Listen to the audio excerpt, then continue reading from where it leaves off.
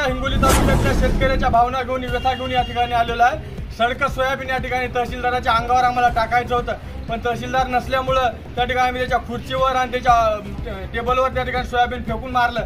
खऱ्या अर्थानं हिंगोली जिल्ह्यासह मराठवाड्यात अतिवृष्टी झाली, पण शेनगाव तालुका आणि हिंगोली तालुका अतिवृष्टीतून वगळल्याचा काल रात्री GR दाखल झाला आणि आमच्या भावना तीव्र झाल्यात। येणाऱ्या 2 दिवसामध्ये जर आमचा तालुका आणि शेनगाव तालुका आणि हिंगोली तालुका जर याच्यात आला नाही दुष्काळात आणि अतिवृष्टीत, तर याचे निश्चितच परिणाम प्रशासनाला शासनाला भोगावे लागतील आणि याची सर्वस्वी जबाबदारी प्रशासनाची राहील।